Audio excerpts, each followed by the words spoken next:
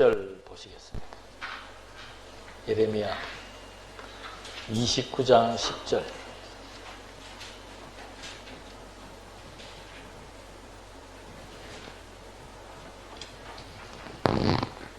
여호와께서 이와 같이 말씀하시니라. 바벨론에서 70년이 차면 내가 너희를 돌보고 나의 선한 말을 너희에게 성취하여 너희를 이것으로 돌아오게 하리라. 이건 선지자들이 물론 포로시대 전으로 인해 가지고 예언을 한 내용인데, 이스라엘 백성들이 바벨론에 70년 포로 생활을 하는 것, 그 다음에 그 포로 생활에서 해방되는 것, 이게 전부 하나님의 선한 말이 성취되는 것이라고 합니다. 그러니까 하나님의 선한 말은 하나님의 언약이죠. 하나님의 약속대로 그 약속의 내용을 시대마다 선지자들을 통해서 예언을 하게 해주고, 그 예언이 그들의 역사를 통해서 성취되는 이런 과정들을 이제 경험하게 해서 하나님이 정말 살아계셔서 이스라엘 역사를 주관하시는구나, 하나님이 살아계셔서 모든 세계를 관장하시는구나, 이런 것들을 알게 하는 성경의 원리다. 그러니까 우리가 이 구조 내용의 구조 조망이라고 했는데, 내용은 성경 내용이지요. 성경 내용이 자체가 가지고 있는 구조가 있는 거예요. 그러니까 우리가 내가 가지고 있는 어떤 선입견이나 내가 가지고 있는 경험이나 내가 가지고 있는 어떤 틀에 의해서 성경을 보는 게 아니고, 성경 자체가 가지고 있는 구조를 이렇게 우리가 이렇게 수면 위로 올려놓은 거죠. 그래서 그 구조에 의해서 성경을 이렇게 이제 내용을 해석해 들어가는 거, 이런 것들인데, 그게 이제 어떤 해석학적인 원리가 있다라고 하는 겁니다. 그래서 그 도표에 이제 신학적인 용어로 계시 형식의 원리, 그러니까 하나님이 당신을 드러내시는 형식이 있다는 거죠. 그 형식의 원리가 뭔가 하면은 언약과 성취다. 그러니까 이거는 늘 말씀드린 대로 그 사람이 어떤, 예를 들자면 그 사람이 참 믿을 만한 사람이다라고 했을 때, 그 믿을 만한 사람이라고 하는 것은 그 내면을 의미하는 거잖아요. 그래서 그 내면을 밖으로 표현해 주기 위한 가장 좋은 것이 뭔가 하면은 약속을 잘 지키는 것. 그걸 요즘 사회 말로 하면은 신용이 있다 그러죠. 신용불량자 돼버리면은 경제 이런 거래에 굉장히 어려움이 주는 것처럼, 하나님 당신의 존재를 알게 하시는 하나님이 우리에게 보여주신 계시 형식의 원리가 뭔가 하면은 그게 언약과 성취다. 그 언약과 성취인데 그 원리를 전개해 나가는 내용이 있다는 겁니다. 그러니까 그 원리는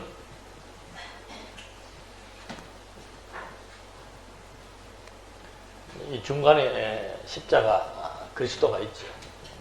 그리고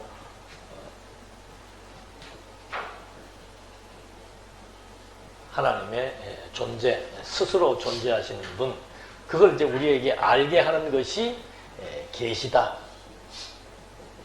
그 계시의 형식이 있는데, 그 형식의 원리가 바로 뭔가 하면은 하나님께서 언약하고 그 언약을 그대로 성취한다. 그래서 그 언약대로 성취하는 그 언약을 세우시는 이유가 바로 뭔가 하면, 이미 창세전부터 에베소서 1장 3절로부터 5절에 나와 있죠. 창세전부터 하나님께서 그리스도를 통해서 하늘의 신령한 복, 하늘에 속한 신령한 복을 이미 다 예비해 놓고, 그 신령한 복을 하나님께서 우리에게 주시는 그 원리가 바로 뭔가 하면은, 그 복을 주겠다고 언약을 하고 언약대로 그 복을 주시는 거다. 그래서 여기에서는 이제 하늘에 속한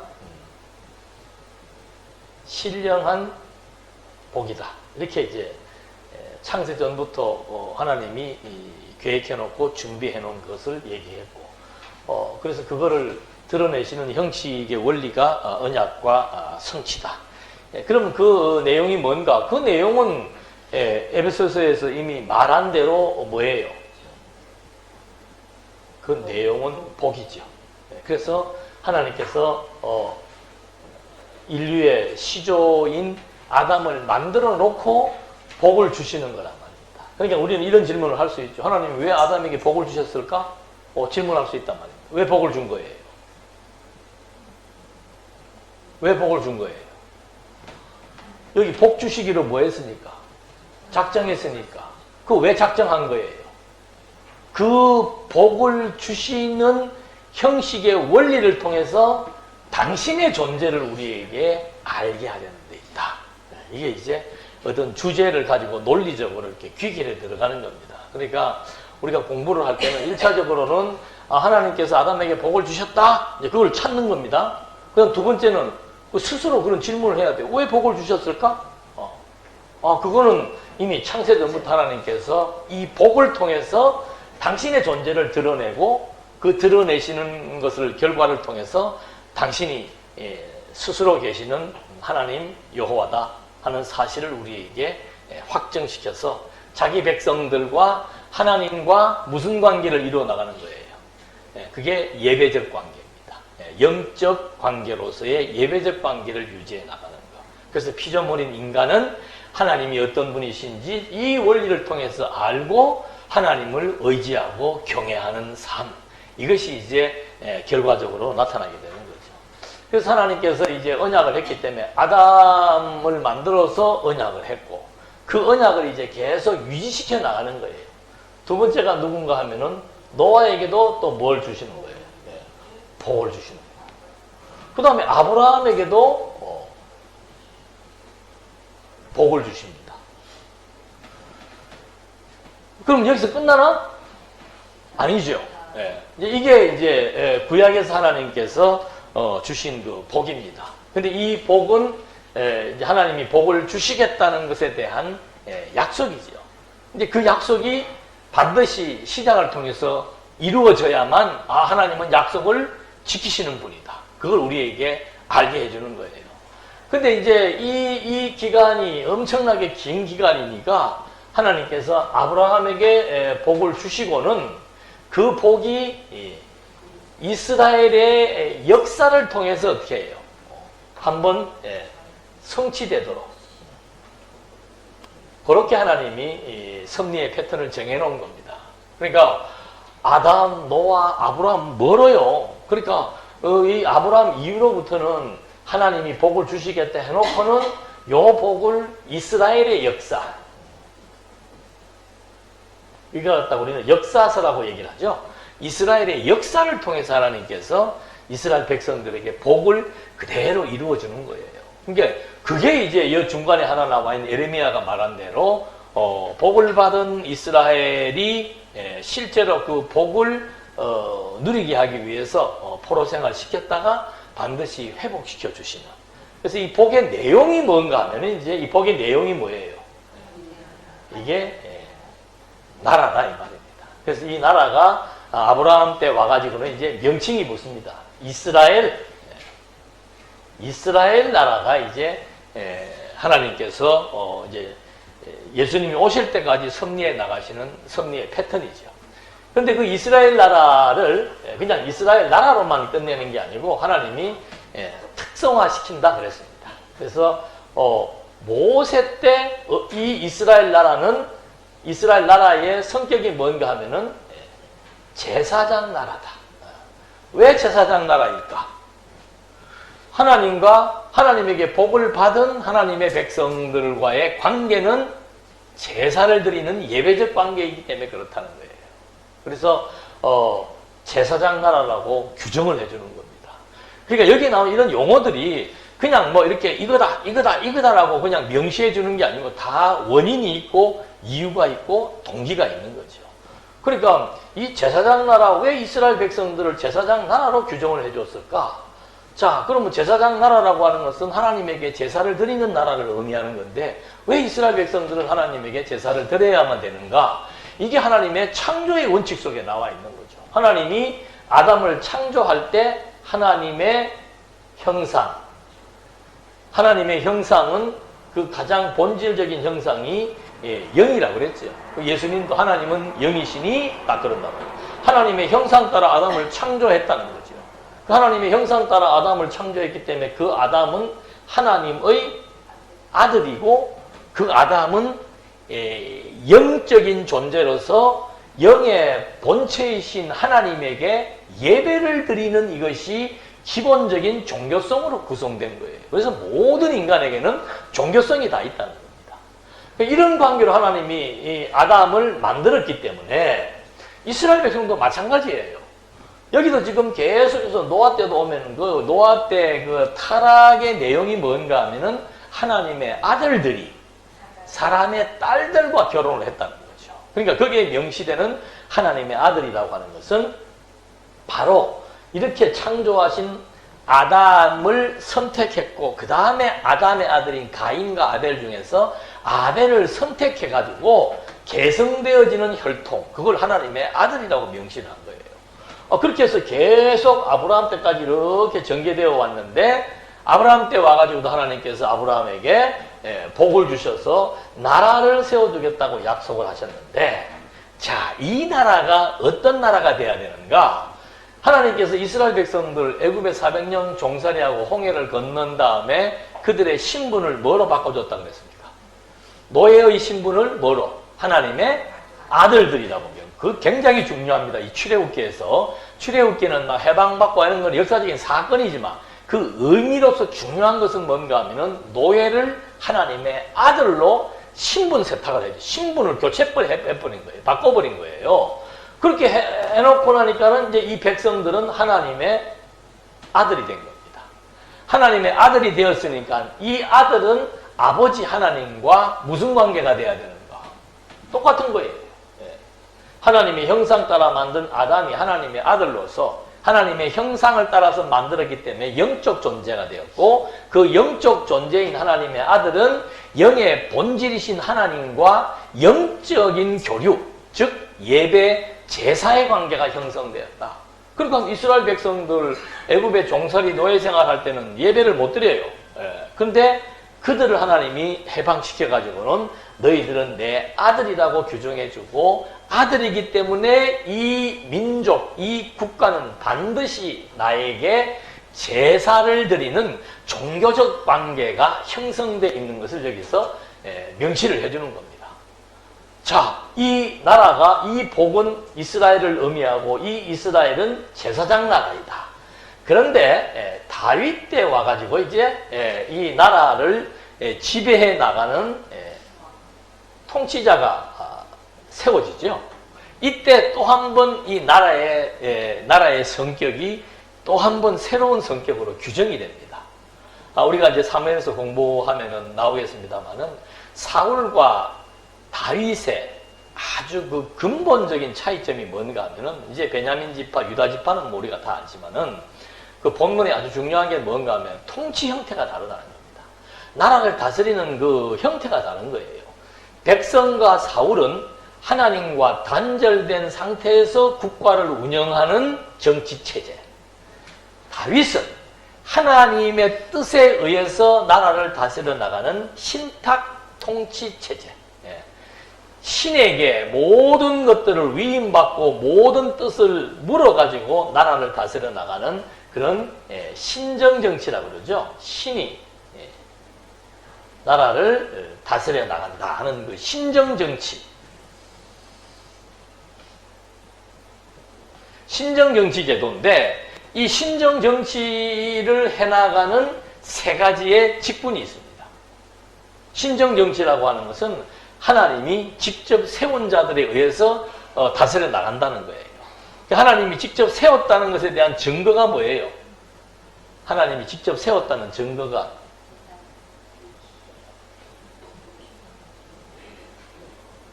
기름 부음 받은 자. 그러면 기름을 부은 자들에 대한 직임이 뭡니까? 선지자. 선지자는 혈통이 없습니다. 그냥 하나님이 그때그때 직접 하나님이 하나님의 말씀을 위임해 준 자들이에요. 그 다음에 제사장. 제사장은 아론 지파예요. 대제사장, 레위 지파, 레위 지파에서 대제사장은 아론 지파에서 나오죠. 그 다음에 왕. 이 왕은 유다 지파에서 나옵니다. 이 선지직, 왕직, 제사직은 이스라엘 민족을 다스려 나가는 통치 제도의 한 형태란 말입니다. 그러니까 이스라엘 그러면은 다른 나라하고 달라요. 뭐가 다른가? 첫째는 제사장 나라이다. 두 번째, 그 제사장 나라의 통치 형태는 어떤가? 그거는 하나님이 직접 기름을 부어서 세운 자들로 말미암아 나라를 다스려 나간다. 그러면 나라를 다스려 나가는 지도자의 직분이 뭔가? 선지직, 왕직, 제사장이다. 자, 제가 이 말을 하는 이유는 뭐겠습니까? 이런 유사한 일들이 어디에서 벌어져요? 여러분, 저는 옛날에 그런 질문을 혼자서 많이 했습니다. 왜 마태복음에서는 마태복음 1장에서 4장까지는 이해가 되지요. 예수님의 정체성. 이는 누구인가? 아브라함과 다윗의 자손으로 왔고 처녀의 몸에서 잉태가 되었고 베들레헴에서 출생을 했고 나사렛으로 다시 귀환을 했고 이런 모든 것들이 구약의 예언을 통해서 오신 정통성이 있는 하나님의 아들 그리스도라고 하는 정체성을 밝혀주었습니다. 근데 그 다음에 뭐가 나와요? 그 다음부터 나오는 게 선지직, 왕직, 제사장직이 나오잖아요. 그게 거기에 왜 필요하냐 이 말이죠. 그 삼직이 왜 필요한 거예요? 이거는 우리 고차원적인 신학원에서만 하는 얘기입니다. 처음 들어봤죠? 이런 질문을 처음 들어봤죠? 이게 구약의 근거가 있는 거예요. 이스라엘은 제사장 나라이고 그 제사장 나라의 통치 형태는 기름 부음 받은 자들에 의해서 나라를 하나님께서 뜻대로 다스려 나가신다. 그러니까 이 마태복음 제일 먼저 나오는 것은 그 모든 구약의 언약의 실체는 그리스도인데 그가 그의 나라를 어떻게 다스려 나가는가? 기름 부음 받은 자들이 구약에서 다스려 나갔던 그런 모든 기름 부음 받은 자의 통치직을 본인이 다 가지고 선지직, 왕직, 제사직에 의해서 기름 부음 받은 자로 오셨다는 사실을 입증하는 것. 그건 어떤 의미가 있는가? 물론 그리스도를 증명하는 의미도 있지만 그것을 왜 입증해야 되는가? 이것이 구약의 제사장 나라의 통치 형태이기 때문에 신정 정치를 이루어 나가는 통치 형태이기 때문에 제일 먼저 나라가 주어지면 그 나라에 대한 정체성과 그 나라는 하나님에 의해서 다스리는 신정국가다. 이거를 제일 먼저 명시해 주는 거예요. 그래서 마태복음에서 선지직, 왕직, 제사직에 대한 성취 내용이 여기서 보여지게 되는 거죠. 자, 이게 조금 옆으로 나갔습니다만은 일단 구약에서 언약을 했고 그 언약은 복으로 주어졌는데 그 복의 내용은 나라이다. 이제 대충 이제 중요한 얼개를 알겠죠. 그러면 그 나라가 신약에서 이제 성취가 되는 겁니다. 근데 어떻게 성취되는가? 이 나라가 성취되는 방법이 뭔가 하면은 예수의 성취. 제가 여기다 쓰는 것보다 더 중요한 연결고리는 뭔가 하면은 이 나라가 성취되는 방법이 뭔가라고 그게 중요한 얘기예요. 그러니까 우리는 늘 눈에 익었던 것만 방점을 자꾸 찍는데 예수의 성취가 중요한데 왜 예수의 성취인가? 예수의 성취는 이 하나님의 나라를 이루어 나가는 방법으로서 중요한 거예요. 그래서 예수님이 하나님의 구약에서 약속한 나라를 예수님이 직접 성취해 나가고 그 다음에 두 번째는 누가 성취하는 거예요? 성령이 성취해 나가는 거예요. 자, 구약에서는 아담, 노아, 아브라함에게 나라에 대한 언약을 했습니다. 그러니까 우리 데칼코만이라 그랬죠. 접었다가 쫙 피면 딱 안과 맞는 것처럼 구약에서 그렇게 언약된 게 신약에서는 그 나라가 어떻게 성취되는가? 예수의 성취, 예수를 통해서 그 다음에 성령을 통해서 성취되게 되는 거죠. 그래서 이제 구약은 우리가 역사서를 잘 이해하고 있습니다만 신약의 내용들도 마찬가지예요. 신약의 내용들은 전부 무슨 내용이라 해야 됩니까? 하나님 나라에 대한 얘기죠. 그래서 그 하나님의 나라, 영원한 본체적인 나라는 영원한 하나님의 나라고 그 하나님의 나라를 이제 최종적으로 이 보이는 땅과 하늘이 없어지고 마지막에 새 하늘과 새 땅, 실체적인 하나님의 나라가 드러나기까지는 여기를 하나님의 나라인 뭘 통해서? 교회를 통해서 하나님이 섭리해 나가는 거예요. 여기는 이스라엘 나라를 통해서 섭리해 나갔다면 여기는 그리스도의 교회를 통해서 섭리해 나가는 거죠. 그래서 예수님도 자, 이제 마태복음을 보면은, 저도 이제 사복음서 할 때 참 할 얘기가 많아요. 예. 마태복음을 보게 되면 1장에서 4장까지는 예수가 누구인지에 대해서 증명해 주는 거죠. 구약에서 이렇게 다 이렇게 와야만 예수다, 그리스도다라고 증명해 주고 언약을 했는데, 그 언약대로 왔다는 걸 증명해 줍니다. 5장에 뭐가 나와요? 5장부터는 당신이 직접 이제 내가 누구인 걸 밝혀주었으니까 내가 무슨 일을 하는지에 대해서 말해주는 거예요. 5장에서 뭔 얘기가 나와요? 네. 산상보훈의 내용이 뭡니까? 산상보훈의 내용이 복 있는 자는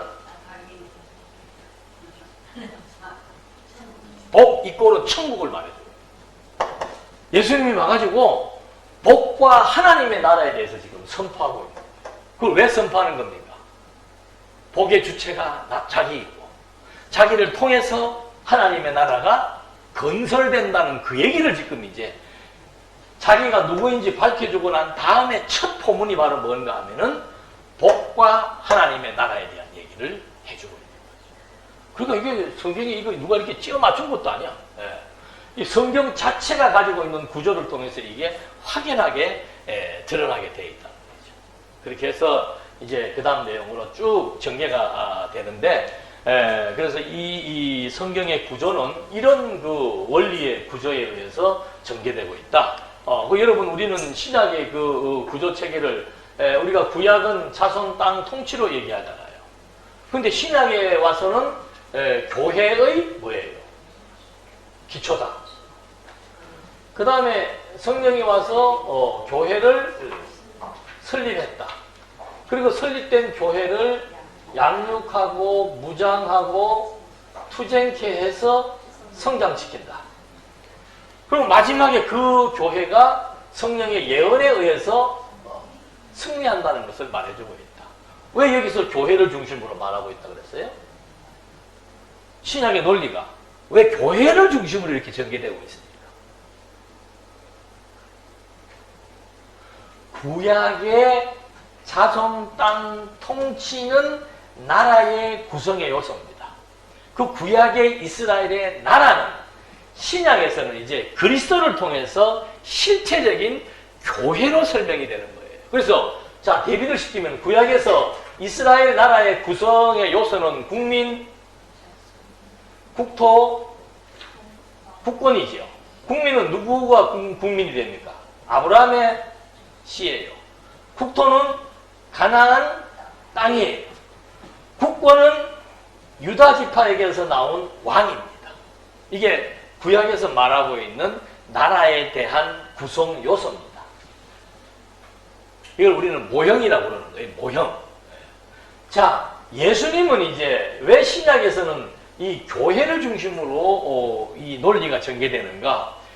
구약에서는 그 교회가 하나님의 나라인 교회라 그랬죠. 그러니까 교회도 국민, 국토, 국권이 있어야 되잖아요.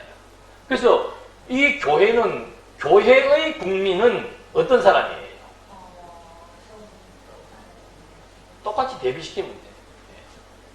내가 어디 수학 선생 같네. 예? 아브라함의 씨가 이스라엘의 국민이라면은 그리스도 교회의 성도는 어떤 사람이라 해야 돼요? 그리스도의 씨로 말미암아 형성된 사람들. 그래서 이걸 우리는 다른 말로 하면은 그리스도의 생명을 받은 자들. 네.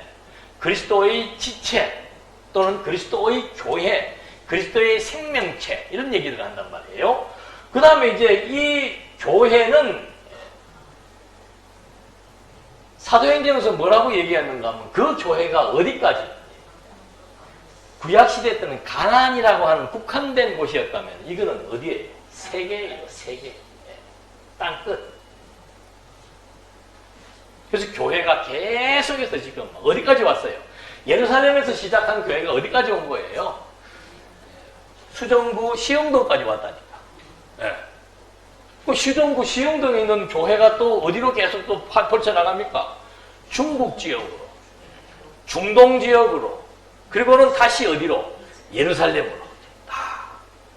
그 코스를 지금 밟고 있는데, 우리가 아슬아슬하게도 지금 대한민국에 있을 때 지금 어떻게 한 거예요? 지금 교회 생활하고 있는, 이거는 엄청난 행운이에요. 우리가 그걸 뭐 맞춰가지고 태어날 수도 없잖아요. 자, 이렇게 되고 있고, 이 국권은 유다 지파에게서 나온 왕이지만은 예수님은 뭐예요? 하나님의, 유다 지파가 아니고 하나님의 아들이에요. 하나님의 아들. 그래서 이 하나님의 아들인 예수를 교회의 뭐라고 얘기합니까? 머리라고 얘기합니다. 교회를 통치해 나가는. 이런 식으로 구약과 신약이 이렇게 대칭되는 관계 속에서 구조가 형성되어 있기 때문에 우리가 성경을 해석할 때 가장 기본적인 해석학적 원리는 뭔가, 이 성경 자체가 가지고 있는 이 구조를 이해하지 못하고 이 구조에 의해서 성경을 보지 못하면은 성경을 해석하기가 어렵게 됩니다. 내가 좀 이따 이제 실례를 하나 들어드릴게요. 자, 이렇게 해서 이제 내용이 전개되는데, 구약은 이제 모형이고 신약은 실체다. 요거에 대한 사례도 이제 오늘 설명을 할 겁니다. 이렇게 되어지는데, 구약의 주제는 뭔가? 언약이니까. 하나님은 어떻다는 거예요? 언약을 세우고 이루시는 여호와다. 신약은 성취니까 누가 성취한 거예요? 언약은 하나님이 했지요. 성취는 누구를 통해서 한다고요? 그리스도를 통해서 하는 거죠. 그래서 예수는 누구이다? 그리스도이다. 뭐 거기에 갈로 열고 하나님의 아들이 들어가도 되죠. 이렇게 주제가, 이 주제들이 이 중심 개념들하고 연결이 되어 있고 내 구약과 신약의 구조하고도 연결이 다 되어 있죠. 예수를 통한 성취니까 그 예수는 그리스도 하나님의 아들이어야 되고, 또 언약이니까 누가 세웠는가? 하나님이 세운 언약이니까 하나님이 이루신다라고 하는 주제가 설정이 된다는 겁니다. 그래서 이 주제들을 갖고 이제 성경을 해석할 때 이 구조와 이 주제에 의해서 마태복음 1장, 창세기 6장 이런 것들을 이제 해석해 들어가는 거예요. 그래서 제가 마지막 시간에는 이제 창세기 해석 방법, 그 다음에 뭐 시편 해석 방법, 선지서에서 뭐 하나 뽑아가지고 뭐 이사야의 해석 방법, 마태복음의 해석 방법, 로마서의 해석 방법, 이런 것들을 실제로 이제 어떻게 이런 구조에 맞춰서 해석을 해야 되는지를 이제 한번 하려고 하는 거예요. 이게 정말 시간이 좀 많으면은 이제 과제를 여러분들 내줘가지고 학생들이 나와서 실제로 이제 제가 학교 다닐 때는 그렇게 했어요. 마태복음 6장을, 뭐 5장을 갖다가 집에서 다 정리해갖고 다음 시간에는 발표합니다. 그러면 이제 와가지고 마태복음 5장을 가지고 이제 쉽게 얘기하면 설교하듯이 하는 거예요. 성경 해석을 하는 거죠. 근데 그게 이제 쉽지 않다는 거예요. 이런 구조에 딱 입각해가지고 정말 문법적으로 그 내용이 뭔지를 잘 요약을 해서 이해를 한 다음에 그 내용이 역사적 배경 속에서 어떤 의미가 담겨져 있는지를 찾고 나야 신학적으로 무엇이다라고 말을 할 수 있는데, 그 구조가 바로 그 원리가, 해석학적 원리가 이런 구조와 주제, 그 다음에 그 하부에 있는 주제, 또 작은 주제, 이런 것들을 다 얽히듯이 다 연결이 되어 있다는 거죠. 그래서 그런 구조에 의해서 이유를 말할 수 있고 목적을 말할 수 있고 동기를 말할 수 있는 그런 것들이 종합적으로 되어갖고 그 다음에 이제 뭘 하는 거예요? 성경을 해석하는 거예요. 그러니까 여러분들 그 성경 해석이 그게 성경 해석이 뭐 아무나 읽어가지고 다 해석될 것 같으면은 뭐 교회 나올 필요도 없죠. 이게 쉬운 게 아니라니까. 근데 우리 교회 본 사람들 보면 성경 다 아무나 읽으면 다 해석할 것 같으면은 가르치는 선생이 필요 없지. 그런 은사가 필요 없는 거예요. 그래서 빌립도 네시한테 내시가 멀쩡하게 다 읽고 있잖아요. 내용은 알잖아요. 뭐 보니까 이사야서에 뭐 어떠고 저떠고 하는 거는 있는데 그거는 내가 알겠다는 거죠. 근데 그게 무슨 의미냐고 물으니까 그 무슨 의미냐는 것을 그 밝혀내는 게 성경 해석이라고. 그래서 이 해석이라고 하는 것은 반드시 이런 구조와 주제를 가지고 그물처럼 접근을 해 들어가야 올바른 해석을 할 수 있다. 지난 시간에 그 언약에 대한 그 성질 얘기할 때 이제 이 복이 왜 언약이 되는지에 대해서 설명을 했지요. 생육하고 번성하라, 땅을 정복하라 하라고 하는 그 절대 명령. 절대 명령은 하나님이 약속을 하고 하나님이 이루어 나간다는 그런 개념을 담고 있기 때문에 언약이라고 우리가 의미 부여를 해서 설명을 한 것이라고 말씀을 드렸습니다. 자, 그 다음에 이제 장을 넘기면은 이제 여기 보면 여러분들 그 주제별로 지금 다 정리된 게 있을 거예요. 교환해 보면은 한쪽에는 이제 전통적으로 역사서에 대한 각본에 대한 주제들을 잡아놓은 내용이고 오른쪽에 있는 것은 우리 성경신학적 관점에서 주제를 설정해 놓은 내용들입니다. 그걸 이제 한번 이렇게 보시면은 이제 이거 봐도 뭐가 어떻게 다른지를 좀 여러분들이 얘기를 해야 되겠죠. 예? 이걸 보면은 이게 뭐가 다르구나. 그러니까 보통 이렇게 주제를 잡을 때는 대부분 다 그 본문의 문법적인 해석에 의해서 결정되어지는 내용들을 주제로 설정을 합니다. 그러니까 예를 들자면은 창세기는 어떤 내용들로 되어 있습니까? 창세기는 내용들이 보면 하나님께서 뭐 아담, 노아, 아브라함 해가지고 아브라함부터 시작되는 이스라엘의 역사 얘기잖아요. 그리고 여기 지금 나와 있는 대로 히브리 민족의 뭐다? 창건이라고 나오는 거예요. 그리고 출애굽기는 뭔가 여기는 뭐 히브리 민족과 약속이라고 써놨는데 어떤 데는 또 히브리 민족의 해방 이렇게 나와 있기도 하고. 그러니까 전부 다 그 표면적인 어떤 사건들이나 내용들을 요약을 해가지고 정리해서 주제들을 설정한다는 거예요. 근데 오른쪽에 있는 거는 어떻게 나와 있어요? 언약을 세우시는 여호와. 이게 완전히 다르죠. 그럼 뭐 언약을 세우시는 여호와, 창세기 주제가 언약을 세우시는 여호와라고 설정이 돼 있다. 그럼 왜 언약을 세우시는 여호와라고 설정을 했는가? 그게 과연 맞는가? 그걸 확인해 봐야 돼요. 그걸 확인해 보려면 뭐가 있어야 되겠어요? 그 주제가 맞는지 아닌지를 확인하려면 뭐가 있어야 됩니까? 구조가 일단 있어야 돼요. 그래서 여러분 이 구조 없으면은 아무것도 할 수 없습니다. 그리고 그 구조를 우리가 인위적으로 만든 구조가 아니고 성경 자체가 가지고 있는 구조를 표면 위에 올려서 정리해 놓은 것이 성경 개론이라고 합니다. 성경 개론은 우리만 있는 게 아니에요. 모든 성경 신학자들이 다 성경 개론들을 써놓은 책들이 뭐 수백 건이 됩니다. 그러면 대부분 다 어떻게 썼는가 하면은 대부분 다 유사해요. 창세기는 창조와 뭐 이스라엘 민족인 아브라함이 나오니까는 뭐 이스라엘 민족의 뭐 역사라고 얘기하기도 하고 뭐 여러 가지로 그 내용들을 요약을 했는데 성경 신학은 조금 차이가 나는 게 뭔가 하면은 언약이라고 하는 단어가 들어간다는 거죠. 그럼 왜 언약을 세우시는 여호와라는 말을 썼는가 하면은 이제 큰 주제가 뭐예요? 하나님의 당신을 계시하는 형식이 언약과 성취로 되어 있다고 말을 했습니다. 그러니까 그 말에 대한 의미로서 하나님은 여호와라고 하는 주제가 설정이 된 거예요. 자, 그런 구조 속에서 본문을 딱 들여다보니까는 하나님이 노아에게도 언약을 했고, 아담에게도 언약을 했고, 노아에게도 언약을 했고, 아브라함에게도 언약을 했다 이 말이에요. 그러니까 여기는 하나님께서 여기 이제 36장까지로 끊었단 말입니다. 그러니까는 하나님께서 언약을 세우시는 분이구나. 언약을 세우시는 여호와구나 하는 이런 이제 말들이 만들어진 거예요.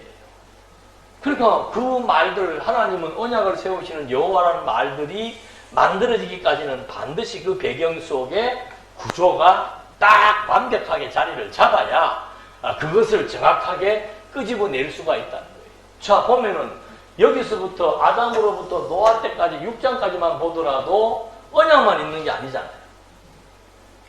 아담 모든 만물 창조, 사람 창조, 그 다음에 아담에게 복 준 거, 그 다음에 선악과로 말미암아 타락한 거, 그리고 가인과 아벨이 제사드리다가 아벨이 죽는 거, 그 다음에 5장에서 족보, 그 많은 것 중에서 왜 언약을 밖으로 내세웠냐 이거죠. 이게 이제 신학자들은 앉으면 그런 토론을 하는 거예요. 그런 토론을 할 때 이쪽에서 설득력 있는 그리고 성경적인 근거가 정확하게 제시되지 않으면은 거기에 대해서 수용할 수 없고 거부할 수밖에 없는 거죠. 그래서 이런 것들을 우리가 이제 변증이라고 그러는 거예요. 예. 우리가 주장하는 내용들을 변호해서 증명한다는 겁니다. 근데 성경적인 것을 가지고 설명하는 것보다 더 강력한 힘은 없는 거죠.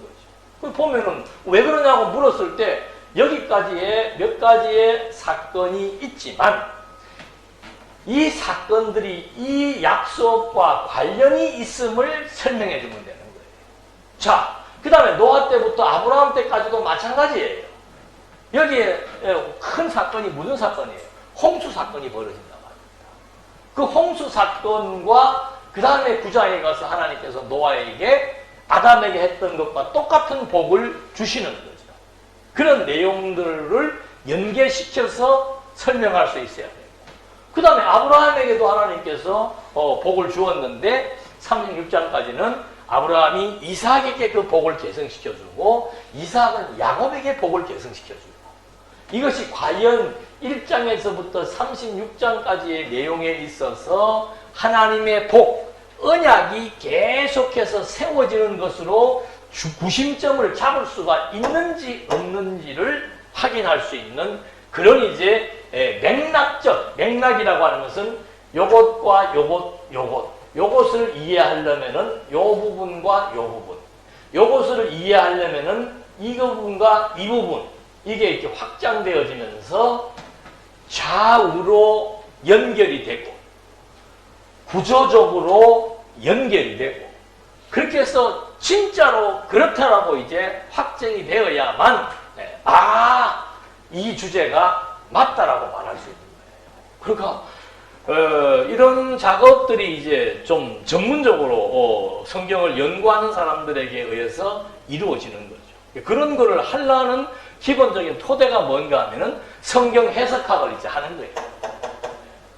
그게 하게 되면 이제 여러분들은 매일 김밥 싸먹듯이 다 해가지고 하는 거 설교만 해고 가르쳐 주니까는 세상 쉽잖아요. 근데 이런 식으로 얘기하니까 복잡해요, 안 복잡해요? 머리 복잡하다. 이거 복잡하다. 이건 논리학이라고 그러는 거란 말이에요. 이게 쉬운 작업이 아니에요. 그래서 이 주제를 내가 이렇게 인용을 해가지고 여기다 딱 집어넣은 이유는 바로 뭔가 하면은 정말 이 언약이라고 하는 것이 진짜 그대로 맞는지 큰 얼개로만 봤을 때도 이게 맞는지 틀리는지를 확인할 수 있어야 되는 거죠. 그래서 이스라엘 역사를 중심으로 우리가 해석을 해보니까 이스라엘 역사가 아브라함에게 약속한 그대로 그 약속에 대한 순차적인 대로예요. 첫 번째가 자손, 땅, 통치. 자손, 땅, 여기서부터 통치가 이렇게 이루어져요. 그게 그래서 역사서가 중요한 거예요. 진짜로 이스라엘 백성들이 아브라함, 자식도 없는 아브라함을 불렀는데 번성을 하는데 하나님이 다 약속해 줍니다. 어디에서 번성한다? 애굽에서 번성한다. 기간은 몇 년이다? 400년이다. 400년이 지나면은 너희들은 이제 거기에서 나와가지고 어디를 간다? 약속의 땅 가나안을 간다. 그거 이미 다 하나님께서 언약해 준 거예요.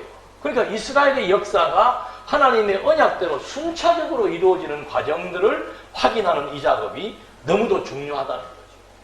그러니까 여기 남아있는 주제들을 여러분들이 이 주제를 논리에 맞도록 여기에 있는 주제와 이 개념을 중심으로 설명할 수 있어야 점수가 나오는 거예요.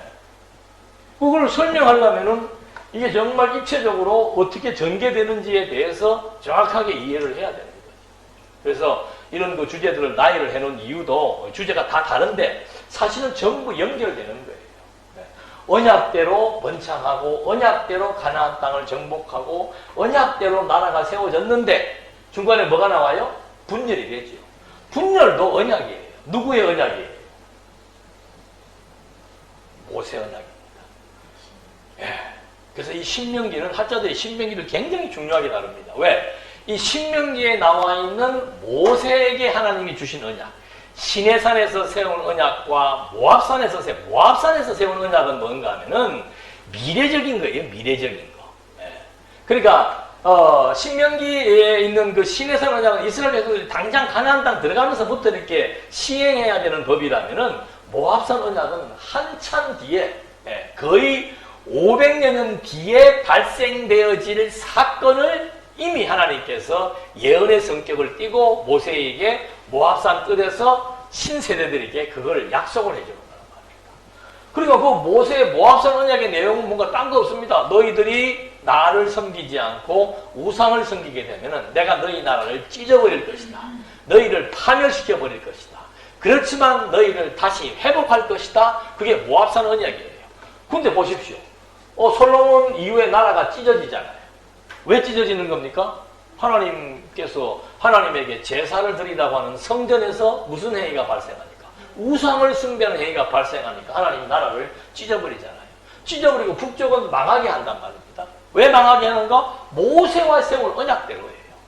자, 그리고 남쪽은 포로 생활을 시키는 거죠. 왜 포로 생활 시키는 거예요? 직접적인 것은 범죄고 더 나아가서는 모세와의 언약 때문이에요. 그런데 여기에서 아까 읽어드린 대로 예레미야가 70년 뒤에 뭐 할 것이다? 회복될 것이다. 그럼 왜 하나님이 회복시키는가? 그게 아브라함과의 언약에 근거해서 회복을 시키는 거라 이 말입니다. 그러니까 이스라엘의 역사가 보면 아주 간단명료합니다. 아브라함, 모세, 물론 밑에서는 생육번성하고 땅을 정복하기 위한 준비 과정이 주어졌지만 여기에서 이 두 사람에게 해주는 언약은, 아브라함에게 언약은 이스라엘 전체에 대한 역사이고 모세에 대한 언약은 이스라엘이 범죄로 말미암아 분열되고 망하고 포로되고 회복되는 역사에 대한 언약이 자리 잡고 있는 거예요. 그러니까 이스라엘의 역사는 무엇에 근거해서? 언약에 근거해서 성취되는 역사이다. 그래서 여기도 보면은 다 그런 맥락 속에서 전개되고 있다는 것을 확인할 수 있는 거죠. 여기서 회복되는 것도 참, 여기도 나중에 또 할게요. 재밌는 내용이 여기도 나와요. 그래서 이 주제를 보면서 여러분들이 하나하나 이제 집에 가서 한번 살펴보십시오. 이 주제가 도대체 뭐가 어떻게 다른지 좀 검토해 보면서 성경을 좀 보면 좋을 거예요. 좀 쉬었다가